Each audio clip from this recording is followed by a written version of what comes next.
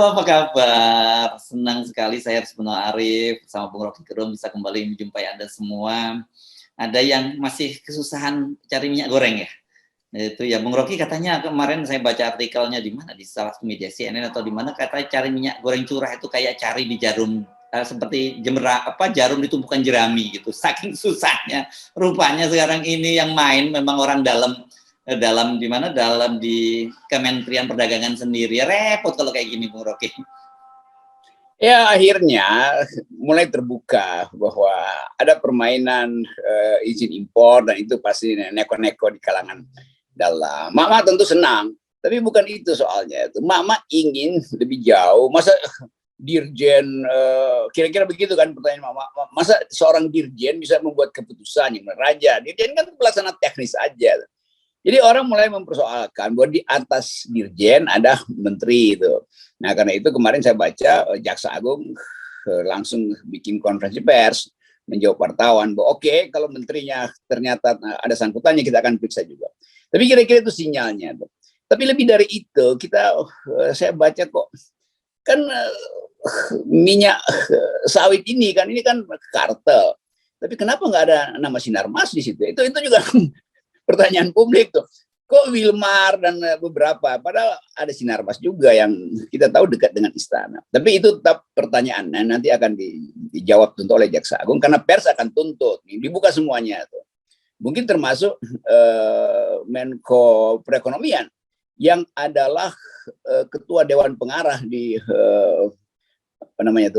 soal dana sawit segala macam gitu. Jadi ini satu BPDPS ya. Ya itu badannya itu loh.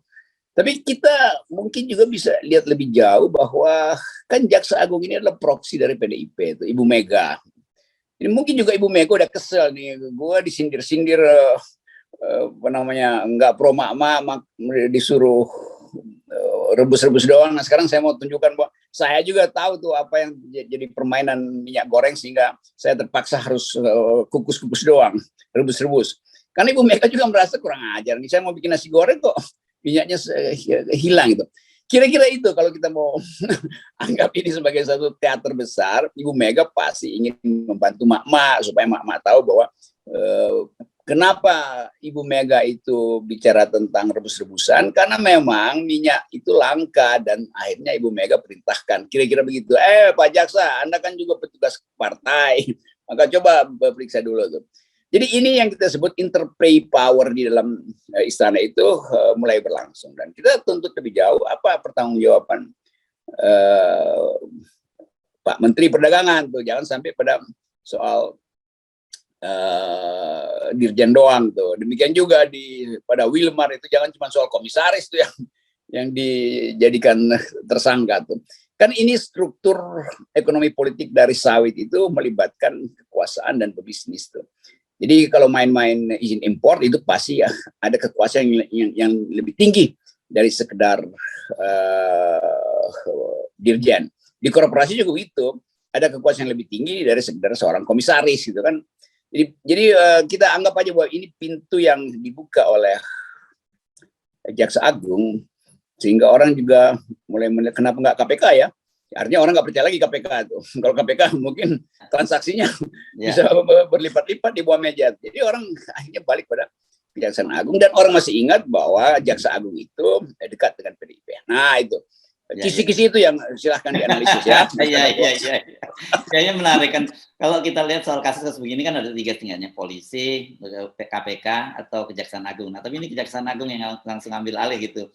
Ya memang sejak pagi udah berembus itu, saya udah mendapat kabar rencana itu, dan baru kemudian sorenya muncul pengumuman itu. Dan kita ingatkan pada waktu Anda kalau nggak salah yang cerita, atau siapa pernah dengar bahwa dalam sebuah rapat gitu, ketika Pak Lutfi menyatakan bahwa ya dia tahu siapa pemain-pemainnya, tapi kalau saya ngomong di sini saya nggak tahu siapa kawan siapa lawan gitu. Itu kan situasinya seperti itu ya, sudah. Gitu ya. Ya mungkin nanti 2 hari ke depan itu akan ada bocoran-bocoran sebetulnya notulasi rapat bagaimana sih, sehingga Pak Jokowi menyuruh Menteri Perdagangan Lutfi untuk membereskan, tapi Lutfi ragu-ragu karena dia nggak tahu bocor apa enggak infonya, siapa kawan, siapa lawan di ruang rapat. Jadi semua pembicaraan di istana itu pasti akan bocor, karena nggak ada soal juga, karena itu kan untuk menunjukkan proses-proses yang menyebabkan kebijakan minyak goreng itu sampai sekarang nggak bisa diatasi oleh pemerintah tuh, sehingga harus ada yang dikorbankan, ditangkap, soalnya hanya itu soalnya, tapi jauh lebih besar dari itu. Dan Pak Jokowi mungkin juga mungkin dia nggak tahu bahwa nanti Ibu Mega akan minta Jaksa Agung bergerak lebih cepat gitu kan. Jadi kita juga mau tahu apa reaksi Pak Jokowi itu, apa mau melindungi atau menganggap ini proses hukum biasa, atau bingung sehingga datang dengan statement yang agak aneh lagi nanti kan. Ya, itu kita lagi tunggu statement Pak Jokowi nanti sore mungkin. Ya, nah mundur sedikit kan, kita ingat pada waktu rapat kerja tanggal 17 Maret dengan Komisi 4 ya seingat saya, Komisi 4 seingat saya. Itu kan Pak Lutfi waktu itu ketika lagi sedang berbicara kemudian dibisiki oleh Dirjen Dirjen Perdagangan Luar Negeri ini yang bahwa hari Senin nanti sudah akan ada tersangkanya gitu. Dan kemudian ternyata sampai hari Senin tidak ada pengumuman itu, dan polisi pada waktu mengaku belum ada tersangkanya, dan media itu menjadikan agenda loh, Bung Rocky, setiap Senin berikutnya kemudian ditagih lagi oleh media, bahkan media-media konvensional seperti Kompas juga melakukan hal yang sama gitu ya, enggak, kalau orang Betawi bilang kagak sari-sarinya gitu, nagih terus, ini sudah Senin berikutnya kok belum ada tersangka. Nah, tiba-tiba muncul tersangka itu dari kejaksaan dan baru sekarang. Jadi kita tahu sebenarnya ada tarik menarik yang luar biasa gitu untuk menentukan siapa yang jadi tersangkanya itu. Ya itu kalau kita rekonstruksi, kita mau ingin tahu kenapa nggak dari awal polisi aja kan ada permintaan rakyat, presiden juga minta supaya diusut mafianya. Kan polisi bilang nggak ada mafia di situ tuh, kita udah periksa tuh. Kan itu fakta yang pertama adalah membuktikan adanya mafia, lalu di situ diusut follow the money itu. Dari mana itu? Dari permainan izin impor segala macam tuh. Juga orang tunggu kok KPK nggak kasih reaksi ya. Jadi sebetulnya berhari-hari, berminggu-minggu teater ini dipersiapkan supaya nanti kalau keluar kira-kira harus ada yang dikorbankan.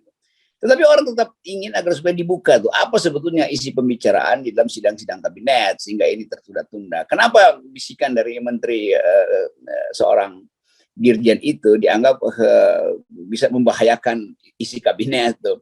Nah itu terbaca dari kegelisahan Menteri Perdagangan kan yang berminggu-minggu entah apa ke DPR cuma ngadu doang tuh, ke publik nggak berani, di Uber mama akhirnya dia kabur kan di mobil. Jadi terlihat nih teaternya dipersiapkan. Nah mungkin Ibu Mega udah nggak tahan, ya udahlah daripada KPK atau polisi sudah, saya juga punya peralatan kok namanya kejaksaan tuh. Kan itu analisis begitu harusnya kan. Tapi nanti impact-nya tentu lebih jauh tuh, dan kita akan lihat bahwa permainan kartel ini harus juga dibuka di DPR tuh sebagai mungkin ada panja atau pansus. Itu yang kita dorong sebetulnya supaya jangan ada dusta di antara mereka, bukan di antara kita. Ya kita senang kalau memang betul ya, kalau memang betul Bu Mega yang melakukan itu, karena ya memang itu gunanya kekuasaan itu ya, bekerja untuk untuk kesejahteraan rakyat, dan juga untuk ada kalau ada penyimpangan jadi sikat kan, begitu itu gunanya orang menjadi berkuasa kan. Iya kan orang nunggu ini kalau Ibu Mega lagi pasang betul-betul wajah keras terhadap istana, itu pasti ada impact-nya kan, kita udah hafal kan. Ibu Mega selalu punya senjata rahasia lah, dan yang kita banggakan dari Ibu Mega. Diam-diam dia tahu apa yang namanya politik, dia tahu ini orang apa sih, ini coba disentil dikit lah. Nah ini sentilannya memang agak berat nih. Dan lebih berbahaya lagi kalau proses ini Jaksa Agung tidak kasih sinyal pada Presiden Jokowi, bahkan ada penangkapan. Ini soalnya nih, dan mungkin Pak Jokowi panggil lagi, nih kalian kok nggak kasih tahu sinyal dari Bu Mega. Ini yang enaknya nih. Memang ini keterlaluan ya, kasus kartel minyak goreng ini. Pemerintah kan sebenarnya ada mewajibkan dari domestic market obligation, ya kan, 30%, dan kemudian 20 atau 30% seingat saya. Terus kemudian ada namanya domestic price obligation. Tapi akhirnya kan ngalah juga gitu, dan pemerintah terpaksa merogoh kocek untuk memberikan BLT, kan gitu. Ini kan benar-benar menunjukkan bahwa pemerintah itu memang tunduk pada kepentingan kartel ini. Dia lebih baik nyogok rakyat gitu, merogoh APBN lebih dalam daripada dia memberikan penalti pada perusahaan-perusahaan yang harusnya menjual produknya ke dalam negeri. Yaitu karena kalkulasi korporasi menganggap kita belum puas merampok sumber daya Indonesia. Dan presiden yang sering kita terangkan diijon oleh korporasi, ya pasti kalah. Kan intinya kan begitu. Dari awal kedudukan presiden itu lemah terhadap korporasi. Bukan kita anti korporasi, korporasi itu bagus, dia melakukan akumulasi. Tapi presiden sebagai kepala negara, apalagi kepala pemerintahan yang mampu buat kebijakan, dia mesti juga peras balik dong korporasi itu. Untuk apa? Untuk kepentingan rakyat. Jangan pajak rakyat yang dipakai untuk mengatasi dana yang nggak disetor oleh korporasi sawit kan. Jadi BLT itu betul, itu datang dari APBN yang adalah pajak kita sebetulnya tuh. Sementara korporasi dibiarkan untuk lakukan akumulasi. Dan Presiden Jokowi betul-betul tunduk, taat, dan patuh pada permintaan korporasi. Bukan sekedar sawit, udah sebelumnya juga ada batu bara, ada macam-macam. Nah, itu menarik soal batu bara. Saya juga lagi terpikir begitu. Kenapa penyelesaian pada batu bara berbeda ya? Karena sebenarnya kasusnya juga sama. Yang malah kalau batu bara itu meskipun tidak langsung terkena pada publik, tapi PLN yang kena, dan bagaimana dampaknya pada publik. Kenapa tidak dilakukan hal yang sama? Apakah karena pemain batu bara itu adalah banyak kan adalah para pejabat juga di lingkungan kekuasaan itu? Ya, semua tahu pola itu dan dibebankan sebetulnya pada konsumen kan harganya kan. Jadi sekarang kita mau pastikan bahwa pemihakan pemerintah itu memang pada korporasi.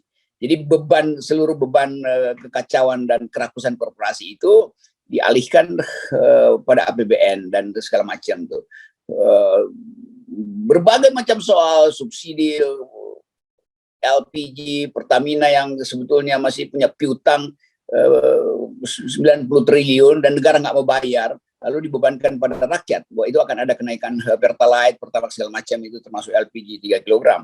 Jadi kita lihat cara berpikir negara itu betul-betul berlawanan dengan perintah konstitusi.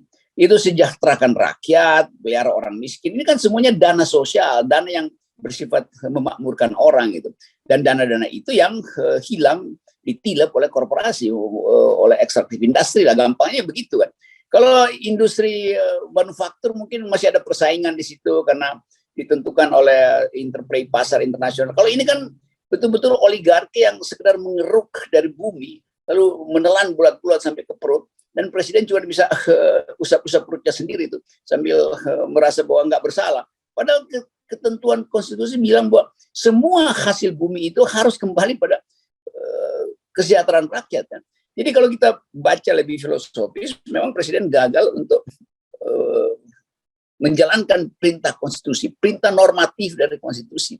Karena kelakuan yang ya bukan kelakuan korporasinya, sudah kelakuan presiden yang mesti kita persoalan. Kenapa Anda punya kekuasaan, Anda gagal untuk negosiasi minimal itu ya intinya. Dan batu bara ini kan sebenarnya lebih parah ya kalau dibandingkan sawit. Sawit ini walaupun tanah negara masih ada lah upaya nanam dan sebagainya. Kalau batu bara ini kita tinggal ngeruk gitu. Dan kemudian dan kemudian ini kita tahu yang disebut oleh Bang Rizal Ramli sebagai peng-peng kan, penguasa dan pengusaha pemain batu bara itu. Ya, ini peng-peng ini ada terus di situ tuh, dan ya memang dimanjakan. Kan soal ini problem kita kenapa dimanjakan tuh. Kita bisa jawab sendiri karena presiden udah dapat keuntungan sebelum pemilu, dana kampanye segala macam, dana 3 periode bahkan dana big data macam-macam itu kan. Tapi kita mesti selalu menganggap bahwa udah cukup dong. Udah balik, masuk belum balik seluruh bahkan penggelapan pajak ada di situ, Pak. Nah, ini kita mau tuntut sebetulnya lebih jauh lagi pada Sri Mulyani itu. Kan Sri Mulyani yang harusnya paham bahwa jangan anggaran negara itu hanya dibebankan pada pajak. Kan curangnya begitu kan. Pajak-pajak mereka itu yang di outsource atau dilari ke luar negeri segala macam, tax amnesty yang perusahaan cangkang kok nggak dikejar. Jadi itu curangnya juga Ibu Sri Mulyani. Dia dengan gampang ya udah nanti kalau anggarannya nggak cukup ya pajaknya dinaikkan. Sekarang bahkan tempurung kelapa itu dipajakin coba. Itu bagaimana mungkin nggak ada inisiatif untuk melihat sumber lain selain memajaki industri rakyat tuh. Jadi soalnya begitu tuh. Apalagi kemarin tuh yang baru lagi apa namanya tuh e-tol. Oke. Udah e-tol ya ada. Itu ada penjelasannya, katanya kata pemerintah yang dipajakin bukan kita yang bayar, tapi administrasinya gitu. Kata buru-buru dijelaskan begitu. Tapi tetap saja menunjukkan betapa pemerintah mengkorek sana korek sini gitu untuk menaikkan pajak ini kan gitu ya. Ya itu intinya pemerintah nggak punya kemampuan untuk pajak yang besar, maka dipajak yang kecil-kecil ini kan. Nah, memang banyak juga. Ya tentu aja pemerintah mesti kasih excuse. Kan excuse-nya itu menandakan bahwa dia sendiri sebetulnya nggak tega, tapi karena udah perintahnya begitu ya udah segala macam bahkan mungkin Pajak, nanti ya jadi negara yang nggak ya negara yang nggak punya inisiatif kan majakin rakyat kecil kan artinya dia nggak ngerti apa yang disebut sebagai kesejahteraan. ya. Kan pajak itu mestinya diambil dari yang besar buat yang kecil, bukan yang kecil dipajakin supaya yang besar itu lolos kan Ya, ya. kacau tuh. Jadi saya jadi teringat perbincangan kita tentang Silhead, yang menteri keuangan Prancis masa lalu yang kalau sampai ada sendal baru di depan rumah juga dipajakin, ada jendela-jendela yang bagus dipajakin. Ini cerita Anda kan begitu pada waktu, dan saya kira tiba-tiba loh, kok kita jadi masuk kembali ke Perancis di abad masa lalu ya, di era kerajaan. Ya itu yang terjadi. Ya di Perancis ya Prancis juga karena sok jago-jagoan mau perang bangkrut negara, kita juga begitu, sok jago-jagoan mau bangun infrastruktur bangkrut negara tuh, maka akan ada pajak tempurung kelapa itu kan. Jadi nanti Ibu Sri Mulyani dianggap dikasih nama sebagai Etienne Sri Mulyani Siluet apa segala macam, ya, digambarkan siluetnya aja. Orang Prancis saking bencinya pada Menteri Keuangan, maka di publik dia cuma digambarkan dalam bentuk hitam putih itu. Nah kita nggak ingin Ibu Sri Mulyani juga, Sri Mulyani mana? Sri Mulyani siluet gitu.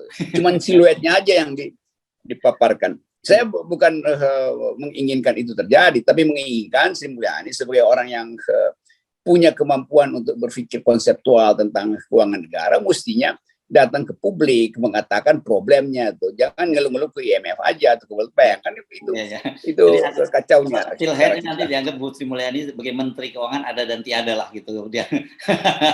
Kan selalu begitu. Oke, tapi memang kelihatan pemburukan dari sisi keuangan. Ini Menteri SDM ini, saya kira ini bagian dari supaya dia nggak ditegur lagi pemerintah, ngomong dong pada rakyat. Jadi sekarang dia udah ngomong bahwa kalau dipertahankan terus ini dengan harga BBM di internasional dan juga energi, itu subsidi BBM itu berpotensi bengkak hingga 320 triliun. Ini Menteri SDM, gue udah ngomong loh, jadi kalau gue sebentar lagi naikin harga-harga BBM dan LPG, gue jangan dimarahin lagi di kabinet, kira-kira gitu yang mungkin pesan dari Menteri SDM nih.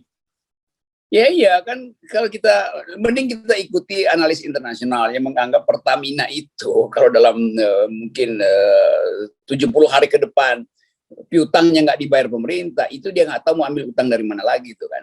Ya itu artinya industri Mulyani mesti mikirin mau bangkrut Pertamina atau dia naikin dengan konsekuensi kemarahan rakyat, atau barang itu betul-betul hilang dari pasaran tuh karena nggak ada lagi apa namanya dia bisa beli dengan uang yang nggak ada, hal yang sangat pokok itu. Tapi ini soal daya beli rakyat juga tuh, dan kita tahu bahwa minyak itu adalah hal yang paling peka untuk menimbulkan konflik politik tuh. Jadi sebetul SDM udah buka bahwa memang itu 400 triliun udah defisit, atau dia bilang 300 yang mungkin 320 triliun, Bung. Ya, 320 triliun. Ya, 30 triliun, dan pemerintah mau bagaimana caranya tuh buat atas itu, paling nggak dalam 30 hari ke depan kan stoknya mesti ada tuh. Jadi kekacauan itu menimbulkan wajah Ibu Sri Mulyani sebelum disebut sebagai siluet, udah kelihatan siluet juga sebetulnya kan, karena dia pusing terus kan memikirkan bagaimana memperoleh dana untuk nyelamatin kebutuhan cash flow dari Pertamina itu. Ya. Oke, nah kalau kita hitung ya, Bung Rocky, kan kewajiban baru bayar bunga utang saja kan setiap tahunnya kemarin seperti disebutkan oleh Pak JK dan juga diproyeksikan oleh Departemen 440-an triliun gitu. Kemudian kalau ini subsidi minyak itu 320 triliun. Nah, APBN kita kan sekitar 2.000-an gitu. Ini hampir 700 juta aja untuk hal-hal yang dalam hal ini tidak terlalu produktif kan gitu. Kita bisa membayangkan ini memang betul-betul APBN kita ini babak belur. Belum lagi diambil juga BLT minyak goreng juga dari APBN gitu. Jadi belum lagi kalau diambil lagi dengan untuk ibu kota negara itu katanya 20%. 20% itu kan berarti total dari 466 triliun sekitar 93 triliun. Jadi sebenarnya udah habis untuk yang seperti itu APBN kita. Itu anehnya, balik lagi pada Sri Mulyani. Dia tahu di atas kertas dia lihat lalu lintas uang itu fiktif semua sebetulnya. Tapi dia selalu ingin seolah-olah nggak ada persoalan, sehingga dia akan pusing nyari uangnya dari mana. Misalnya ya IKN itu kan 400 triliun atau mungkin membengkak sampai 800 triliun. Ya bikin aja istana, jangan bikin ibu kota baru kan. Kan idenya gampang tuh, supaya Pak Jokowi nggak kehilangan muka. Ya oke, ternyata yang dibuat bukan ibu kota baru, tapi istana baru di Kalimantan. Kan itu sedikit banget kan, ya mungkin ya 200 miliar juga udah bisa bikin istana di situ kan. Itu kan cuma tempat presiden beristirahat 3 bulan sekali ke situ, rapat kabinet di situ. Nah, ada istana di Aceh, ada istana di Papua. Supaya kita banyak istana, jangan ibu kota. Ibu kota itu gila kan, sekian ratus triliun. Kan ide itu sebetulnya bisa kita usulkan. Kalau orang bilang, saudara FNN Rocky Gerung nggak kasih solusi pada ikan. Oke, sekarang kita solusi. Oke, silakan Pak Presiden, untuk memuaskan ego Anda, silakan bikin istana di Kalimantan tuh. Silakan bikin istana di semua pulau Indonesia, dan itu sangat sederhana. Bukan ibu kota dipindahkan dengan bawa orang ke situ tuh. Jadi itu yang mesti ada di kepala Sri Mulyani juga tuh. Dan hal-hal ini kan hal yang bisa diucapkan pada presiden kan. Ya. Nah, kemungkinan ini yang masih kita bisa hitung, tapi kita tahu bahwa nggak mungkin terjadi karena presiden udah keburu berambisi dan bikin transaksi dengan pemodal dan pemodal kabur. Dan sinyal dari luar negeri menganggap Indonesia akan bangkrut justru oleh IKN. Iya. Oke, jangan lupa tetap salam 0%. 0%.